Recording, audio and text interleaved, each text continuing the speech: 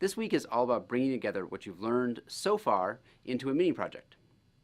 So far, you've learned about the data science process, Jupyter Notebooks, NumPy, Pandas, and data visualization in Matplotlib. Also, you've seen us use these tools to analyze Wi-Fi data, movie rating databases, and the World Development Indicators dataset, among others. Your goal this week is to tackle one of these datasets yourself and extend what we found together for yourself. You can find more details about the project in the readings this week. But what we want to do is pick a dataset that you've already explored in the notebook we provided. Pick an appropriate research question you'd like to explore in that dataset and do an initial exploration of the data. It'd be great if you could come to some conclusions, but be honest in what you find. Once you're done, you'll answer a few short questions about what the question was that you tried to solve, and then you'll turn in your notebook. And be sure to put some effort into the presentation of your work. It's important that you communicate your findings to others well.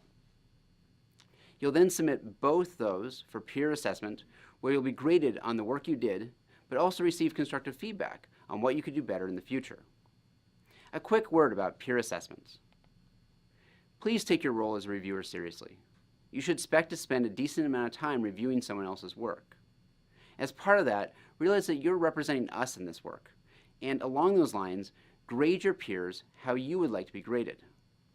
As a scientist, I participate in peer review both as a submitter of papers and as a reviewer. For those of you who haven't been part of that process, a good review is one which is well thought out and offers constructive feedback on how to improve.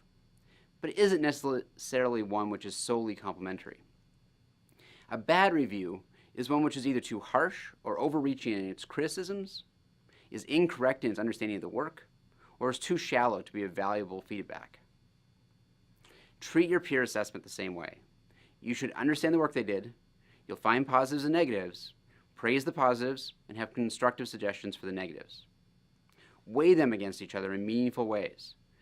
Don't fail someone just because of a typo in their notes, and don't give someone full marks if they did a shallow analysis with obvious flaws. And lastly, be fair, respectful, and professional.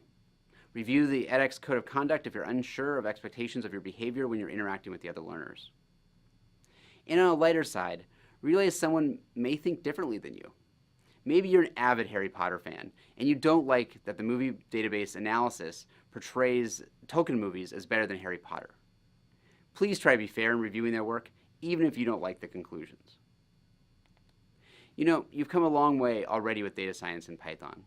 This is an opportunity to put your skills to practice, and hopefully do this on a data set that's interesting to you. So try to have some fun.